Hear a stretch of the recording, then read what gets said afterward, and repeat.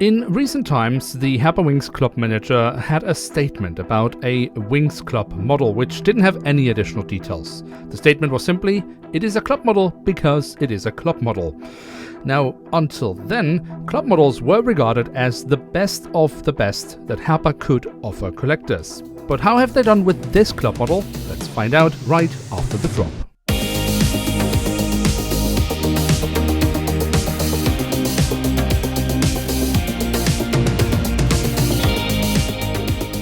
With that, hello and welcome to a new episode of Review, where we today will take a closer look at an Airbus A321NEO of Pegasus Airlines. And at the front of the box we have a cutout so we can get a glimpse of the aircraft model inside. On top of that we have the Pegasus branding and another logo, more on that later in the video. The back side of the box, despite it being a Wings Club model or a Club Edition as they call it now, well, it is just the standard box design. So we have yet another cutout.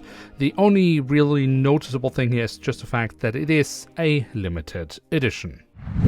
Now, and since it is a Wings Club model, it comes with this highly valuable plastic stand, where Herpa really has gone all out in its, efforts with detailing or whatever. It's a plastic stand. It's worth a couple of cents, but yeah, it's there.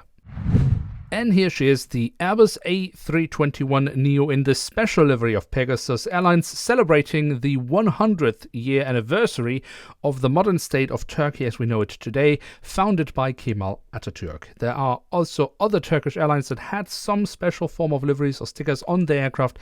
This is what Pegasus Airlines did.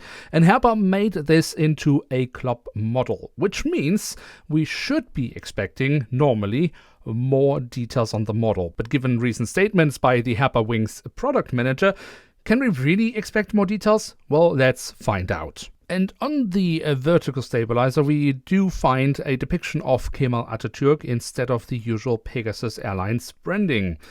We then also have a bit of detailing on the horizontal stabilizer.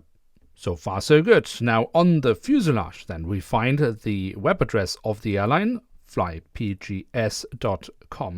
We have the Turkish flag, the full registration code of the aircraft, and the aircraft type specification. But do also notice the additional details that we actually find in the back cabin door, and also underneath that we find a few markings that is normally not the case with Herpa Wings models, so here we do get more detailing than what we are used to. Unchanged is the fact that we do have a bit of detailing also towards the very tail of the aircraft in form of the APU exhaust. And if we then move to the front of the aircraft, we can see across the fuselage the writing of Pegasus. Behind that we have the 100th sticker. We of course also find the IATA logo. We have a bunch of small markings, again also in the cabin door, very nice. Some static ports, some sensors. Yes, we do even have some pedo tubes, I do believe, next to the name of the aircraft, moving us right to the cockpit section itself, where we of course have the cockpit windows with the neo black mask and the window wipers, along with another set of static ports. Now, from the cockpit section itself, we can move on to the engines. The nacelles have been kept in all white, just as most of the fuselage, but do have the silver leading edge, the safety markings, and once again the aircraft type specification printed on.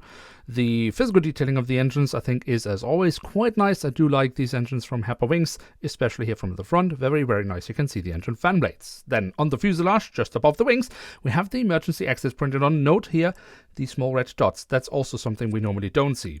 But how about the wings? Let's take a look at them. Starting over the top side, where we have the different flap slats and spoilers carved out quite nicely. We have the markings as to where to walk, not just with the line, but also in writing, also unusual. And we have the markings for the emergency exits printed on. On the underside, we have more nice physical detailing and also the full registration code of the aircraft once again. Then, of course, we have the winglets on the Neo, in this case with the Pegasus branding, quite nice. But unfortunately, Herpa is super inconsistent with their winglets of the A320 family aircraft, so you do need to check them for each individual model.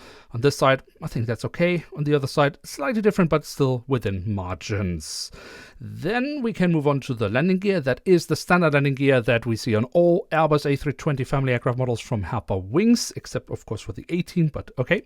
Main landing gear looks fine. Front landing gear massively oversized, but note, yes, we have a printed detail. How lovely is that? A little red mark and the last 3 digits or letters of the registration code. Also, the underside of the wings has gotten a little bit of detailing Do you believe it? Again, another little mark that we normally don't see.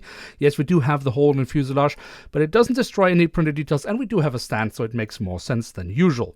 And then last but not least, we do also have the doors to the cargo compartments, printed on here at the back of the aircraft, and also here at the front of the aircraft. So there we have it, the Airbus A321NEO of Pegasus Airlines in the special 100-year anniversary livery of the modern state of Turkey, from Herpa Wings in scale 1 to 500. And what can we say about this aircraft model? Now, from the get-go, I would say we actually have a quite decent scale 500 aircraft model here in front of us, and my list of the usual things that are going wrong with Herpa Wings models is quite a bit shorter on this than with many of the recent releases I have reviewed. I mean, here we still have the flat wings, we still have the oversized front landing gear, and the cockpit or nose shape is still a bit wonky, but definitely helped along with the black Neo mask that covers that up quite well. But when we then dig a little bit deeper, yes, we still have some quite lovely details, and the amount of detailing we have on this aircraft model I would like to praise Herpa for, because this is great, except of course this should not just be on Wings Club models, this should be the standard for all of their models. They are deliberately holding back with their products so they can once in a while deliver a model like this, which makes zero sense, but hey, that's Herpa for you. The print quality is also great on this aircraft model. We don't have any smudges, the edges are clean, it's overall really nice. We have some great physical detailing overall on the A321NEO here from Herpa Wings. It hasn't fallen apart, which also sometimes happens with Herpa models, so all over quite nice. But as I say, there is one really major thing that is quite a big problem actually. And once I've shown you, you will not be able to unsee it, but that's actually not the biggest issue with the problem that I will show you, but it's more kind of exposing Herpa, and also the way they have dealt with this issue is quite revealing. Now, what is the issue? If we look here on the side of the aircraft, we have the web address. It says flypgs.com. Nothing wrong with that. When we see here, we have from the Turkish flag to the F, 3 rows, 3 windows. Now let's see how it looks on the real aircraft. Yeah, it's taking off here from Hamburg Airport. I managed to record it earlier this year. Funny, it kind of looks a little bit different on this side. Now, let's look at the model again. Yes, there are 3 window rows between the Turkish flag and the F. The S in PGS aligns with the emergency exit. Now let's take a look at some more images of the real aircraft. Some images provided very kindly by Juliet Oscar Aviation. And yeah, the placement of the print on the Herpa model is wrong.